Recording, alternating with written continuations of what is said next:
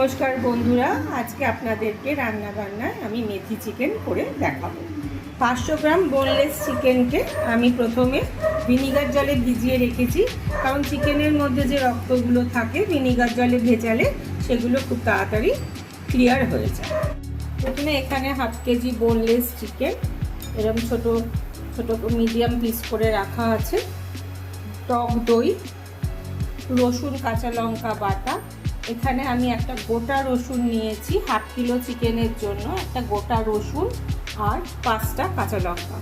ঝালটা আপনারা আপনাদের মতন করে দেবেন।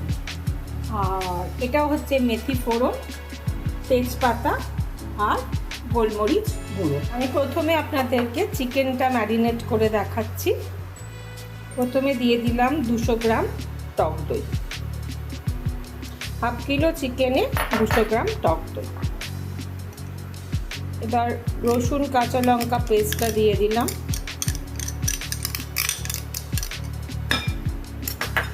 হাফ টেবিল চামচ গোলমরিচ গুঁড়ো।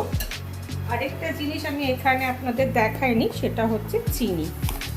চিনিটা আপনারা 1 চামচ দেবেন, বড় টেবিল স্পুনে। এবার চিকেনটাকে ভালো করে ম্যারিনেট করে মিনিমাম 1 ঘন্টা চিকেনটাকে ভিজতে দেবেন। এই মেথি চিকেনটাতে খুব সামান্য উপকরণ লাগে, এটা করতে কোনো খাটনিও নেই আর খেতেও খুব সুস্বাদু হয়। চিকেনটা আমার 1 ঘন্টা ম্যারিনেট হয়ে গেছে পুরো। আপনারা যতক্ষণ ম্যারিনেট করে রাখতে পারবেন চিকেনটা স্বাদ তত বেশি হবে। আমি 1 ঘন্টা ম্যারিনেট করে রেখেছি। এবার আমি এখানে 3 টেবিল চামচ হোয়াইট অয়েল নিয়েছি, এর মধ্যে 2 টেবিল চামচ মেথি। এই মেথিটা আমি তেলের মধ্যে দিয়ে দিই।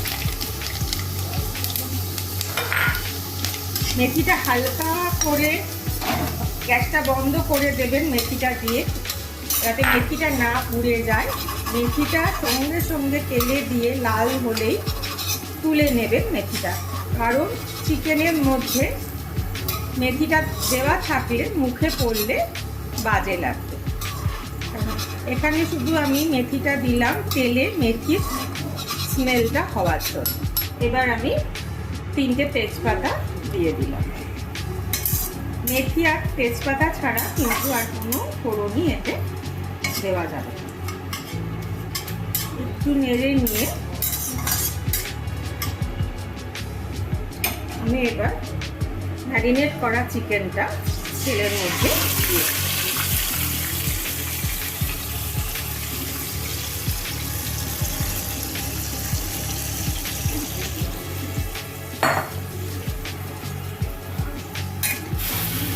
এবার গ্যাসের আঁচটাকে মিডিয়ামে রেখে ভালো করে এটাকে মিশিয়ে নেড়ে দিয়ে ভালো করে নেড়ে এখনই কিন্তু আমি নুন দিচ্ছি না।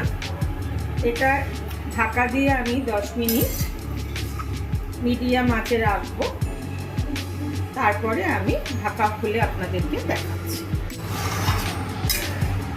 দইয়ের জলটা ভালো মতন এটা বেরিয়ে গেছে। এবার চিকেনটাও 60% মতন সেদ্ধ হয়ে গেছে। এবার আমি পরিমাণ মতো নুন দিয়ে, প্রথমে আমি 1 চামচ গোলমরিচ গুঁড়ো দিয়েছিলাম, এখন আমি হাফ চামচ গোলমরিচ গুঁড়ো দিলাম। দিয়ে এটা ভালো করে নেড়ে দিলাম। এতে কোনো রকম জলও লাগবে না, দইয়ের জলেই চিকেনটা সম্পূর্ণ হয়ে যাবে। আর 5টা কাঁচা লঙ্কা দিয়ে দিয়ে এবার আমি আবার 5 মিনিটের জন্য চিকেনটা ঢাকা দিয়ে দিই। আমার মেথি চিকেন কমপ্লিট হয়ে গেছে। এবার আমি সার্ভ করে দেখাচ্ছি। বন্ধুরা, আপনাদের যদি এই রেসিপিটা ভালো লেগে থাকে তাহলে আপনারা একটা লাইক করে দেবেন। আর এটা যদি আপনারা বাড়িতে রান্না করে ভালো লেগে থাকে তাহলে অতি অবশ্যই কমেন্ট বক্সে জানাবেন।